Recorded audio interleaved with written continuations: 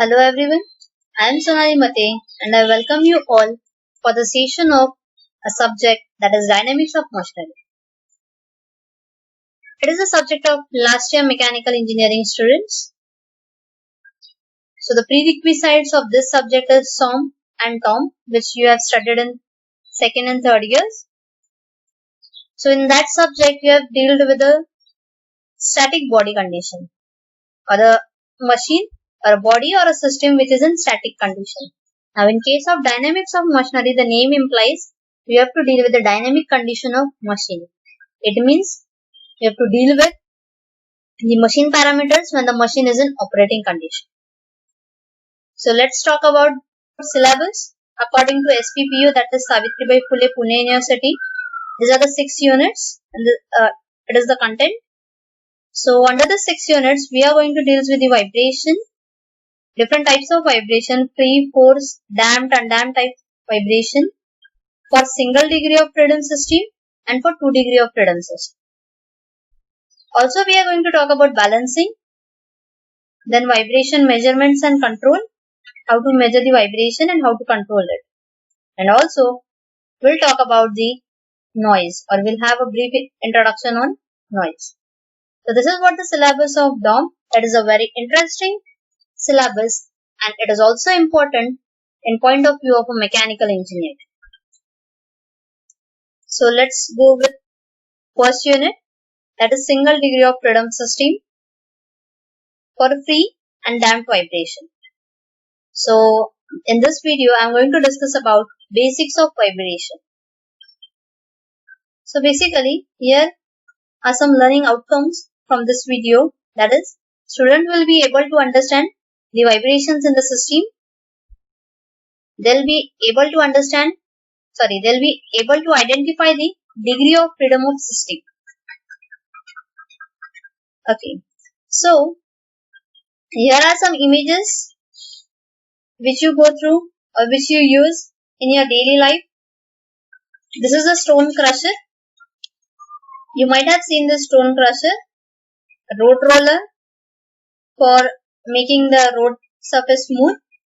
The road roller is used. So in both the cases, vibrations are purposely generated to work efficiently. Or the working principle of stone crusher and road roller, you will say it is vibration. Next is mobile, which you use in your daily life. Here you are having one mode, that is vibrating mode, which you use it when you are in meetings. Then next is washing machine. In your home you are having this. So when you are starting this washing machine, so you can sense the vibration. If you are touching it, then you can sense the vibration. Again, you might have head massager or you might have seen. So the working principle of again head massager is vibration. So in this, vibration is purposely generated in order to massage the head, which helps to circulate the blood in a well manner. So again, this is a gym machine. Those who have been to gym, they might have known, they are well known about this machine, in which again vibration is purposely generated. So next one, the interesting application is guitar. Now here, purposely the vibration is generated by plugging the string, and the vibration, as the vibration is generated, sound comes out and you get a melodious music. Again, I am having some images in which vibration will be harmful. So in this we have seen how vibration is useful. Now here we will see how vibration is harmful. If suppose you are using pump, or you know that these pumps are widely used in hydraulic applications, hydraulic or pneumatic applications. Now in such case, when the pump is inbuilt in a machine and when the pump start vibrating, what will happen? It will destroy your machine. Again in the same case of motor. Now you know that each and every or maximum machines are they have motors. So when motor will start vibrates, it will fail some other parts of the machine also. So again vibrating fans, vibrating belt. So talking about vibrating fans, in your house also you are having a fan. When you are using a new fan, then you might have observed that it will work smoothly. But what happens when it becomes old?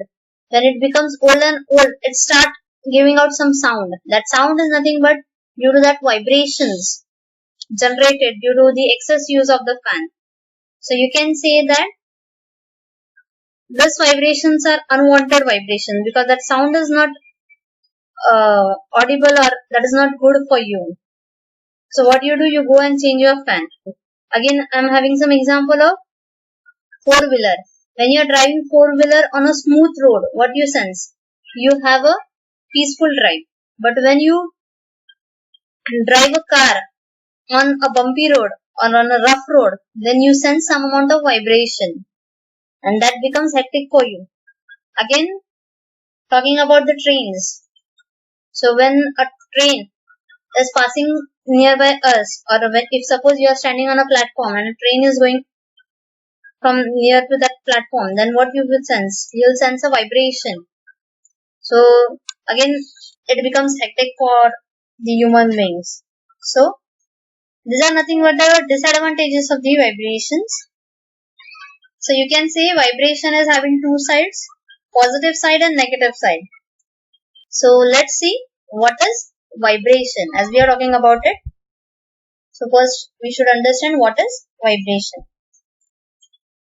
Consider a simple spring mass system. Spring is having stiffness K, whose one end is fixed and another end is attached to the mass M. Now in the diagram you can see over here, this is the mean position or equilibrium position of the mass, and this is a spring. Now we know that spring is elastic, so it will have some internal elastic forces. Now if suppose I am applying an external force on this mass so as to displace the mass from its equilibrium position, I am applying downward force on this mass. So this force will be resisted by the internal elastic force of the spring.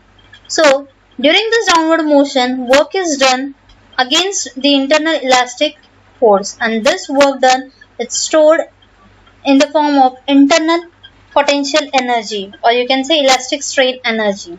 And now as and when I will release my force, then this mass will tend to move towards the equilibrium position. This system will try to achieve its mean position again. So during this case, the stored strain energy will be converted to the kinetic energy. Here the law of conservation of energy is applied, that if suppose I am considering this frictionless motion, then in that case total elastic strain energy will be converted to kinetic energy.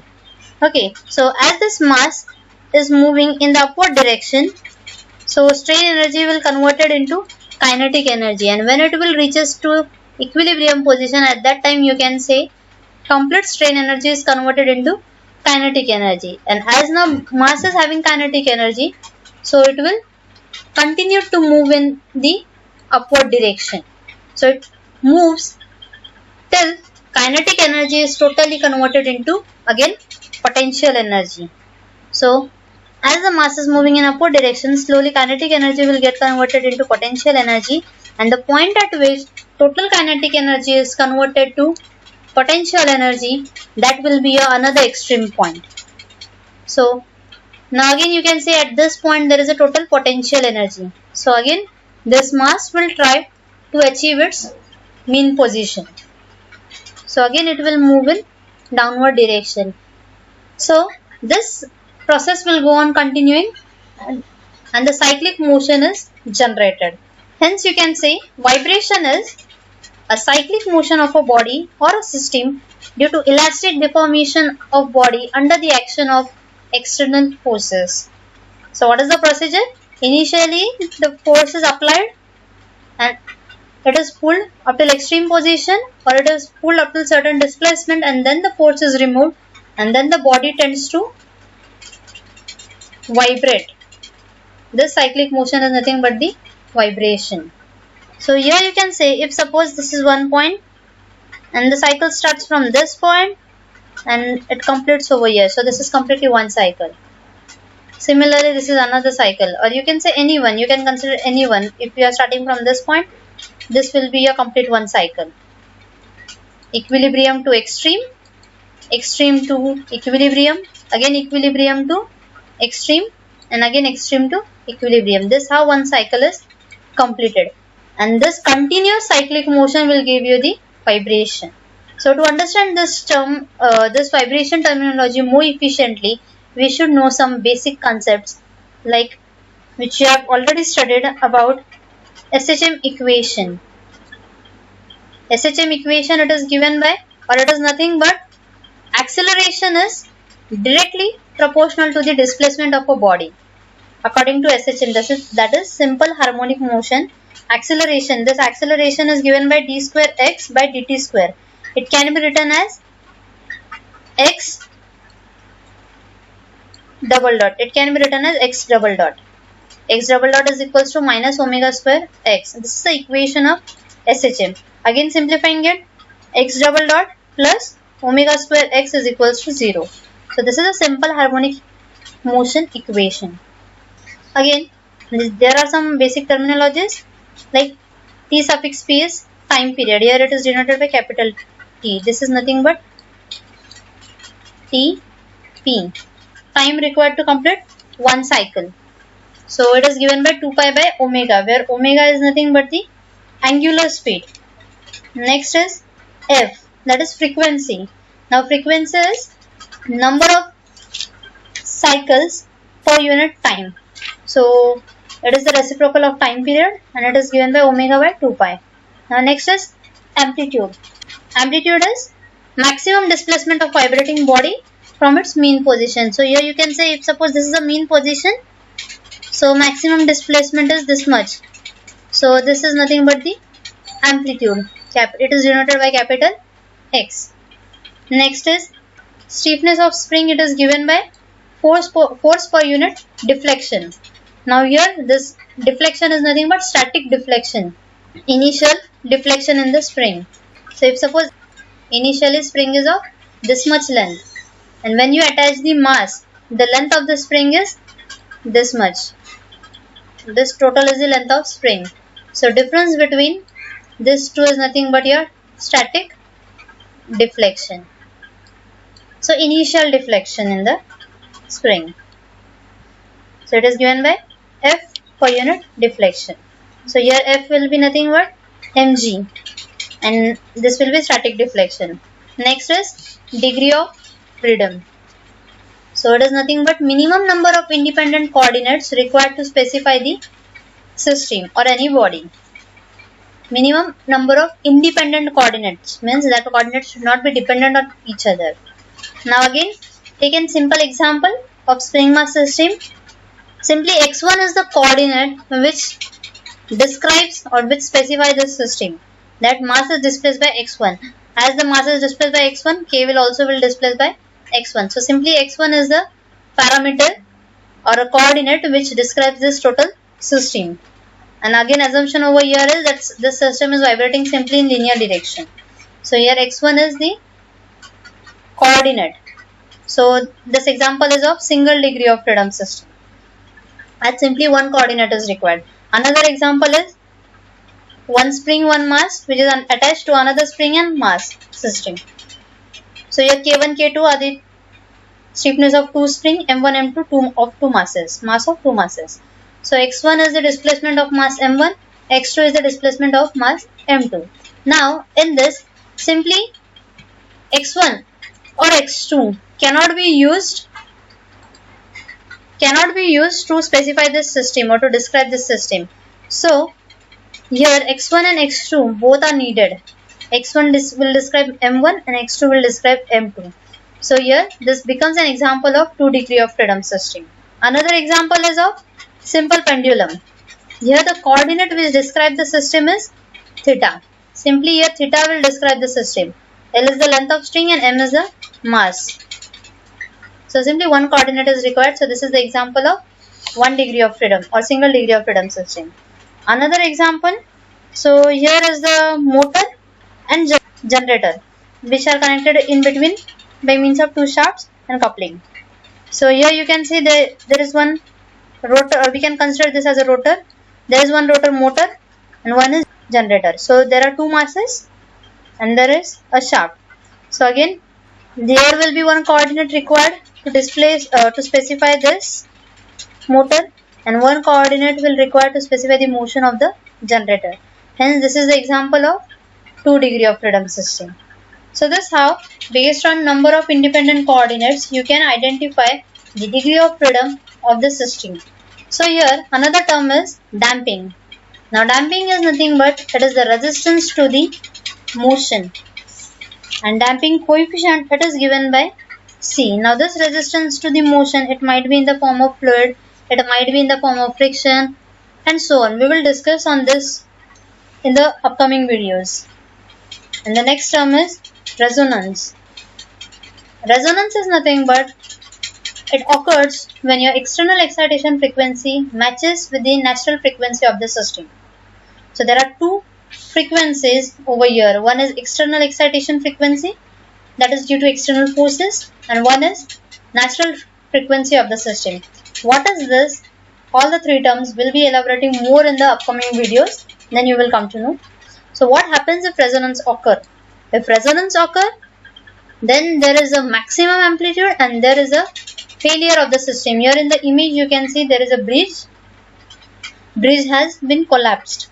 Now this bridge is collapsed. Why? Because there is the resonance condition. So you can say at resonance there is a failure of the system. So basically, in order to avoid this resonance, there is a need to study vibration, need to study natural frequency, need to study external excitation frequency. This all we are going to study under this unit number 1. So vibration, how it occurs? As I am telling that due to vibration there is a resonance. But how vibration occurs?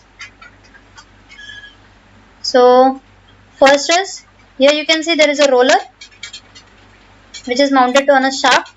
This is the center axis of this system. Assume now this is one system. Now if suppose this black portion shows that here the mass is added over here. Okay, now this mass, extra mass is added on this system. Now what will happen when the system is in motion? Due to this mass, there will be some amount of centrifugal force acting on this system. Now this force will be, as it is centrifugal force, it will act away from the radius, so in the outward direction. So this centrifugal force, due to this mass, will shift the system from its mean position. This is the mean position of the system.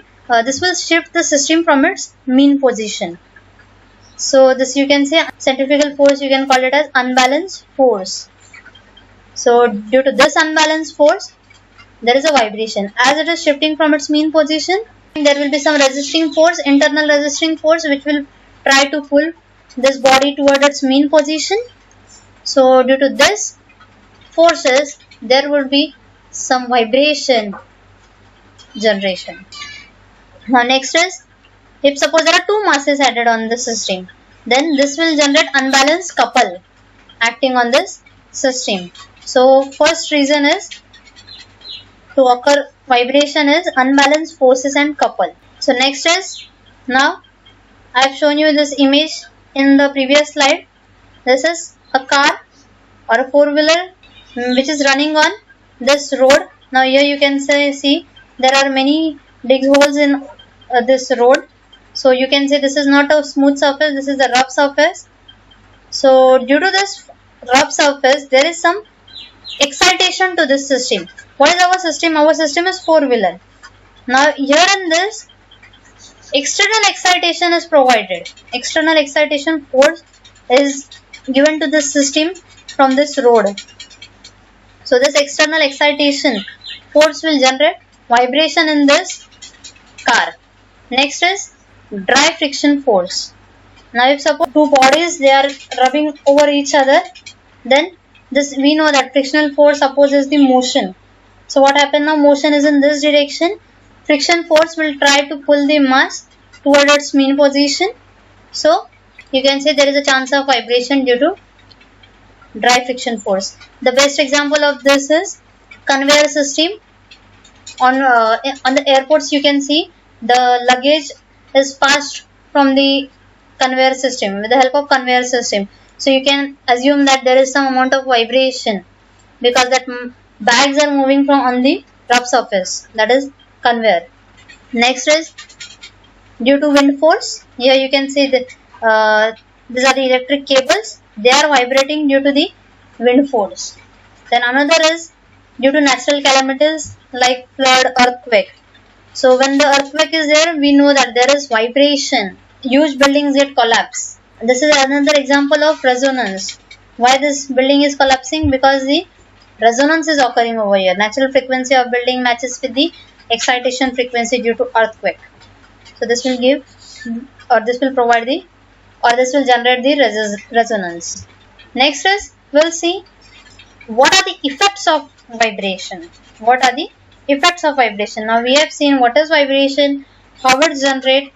We know that there are some good effects and there are some bad effects of the vibration. So one by one we will see. So due to vibration, there is generation of excessive stress. Now actually we know that excessive stress is not desirable. Why? Because up till ultimate stress, the component can sustain. But if there is excessive stress beyond ultimate stress, then the component will fail. So excessive stress is generated due to vibration, which is not desirable. Next is loosening of assembled part. So due to continuous vibration, there is loosening of the parts. Next is failure of machine. As we are saying that there will be a chance of excessive stress, there is a chance of loosening of assembled part. Now if suppose there is a motor in a machine and if that motors get failed, then you can say that this will be the failure of machine. Or at the same time, if there is some mechanism in the machine and that mechanism gets failed, then your machine will fail. Next is undesirable noise. I have given you an example of fan. When it is in the initial condition, it is working smoothly, but when it gets old, it gives or it generates some sound, and that sound is nothing but due to the vibration, and this sound become undesirable. Undesirable noise is generated due to the vibration. So again you can imagine excessive stress, loosening of assembled part, failure of machine. It decreases the life of system, life of parts, life of machine, or life of any body. And again undesirable noise become hectic for the human being. So you can see vibration, how vibration affects on the human being and also on the machines. Due to this actually vibration becomes a very important aspect to study. Next we will see some good effects, that is melodious sound. In the all musical instrument you can see vibration is having good application. Next is shakers. So you have seen the example of stone crusher, road roller. In that vibration plays a very vital role. So again next is stress relieving equipment like gym machine, head massages and many others. So these are some good effects of the vibration. Now next we will see how to reduce vibration, how to reduce it. As we have studied now, vibration, its effect on human body. So as an engineer, we have to work on how to reduce the vibration. First is balancing. So by as we are saying, unbalanced force and unbalanced couple are generating the vibration. So by balancing that unbalanced force and couple, we can reduce the vibration. Then by using dampers, which will damp or which will resist the vibrating motion of the system. Next is isolators, which will isolate the vibrations, which resist the transfer of vibration. Then next is absorber, which absorbs the vibrations. So hence we can reduce it by using absorber. And next is soundproof screen. So if you are sitting in one room and there is excess vibration in one room, so you can use some partition in between machine and you. So that is soundproof screen. So this is how we can reduce the vibration. Actually I have given you a brief idea. In detail we will be discussing one by one in my upcoming videos. So thank you, and for any queries you can contact me on this email ID and contact number. So if you have liked my video and if you have understood, kindly like and share and subscribe it. Thank you.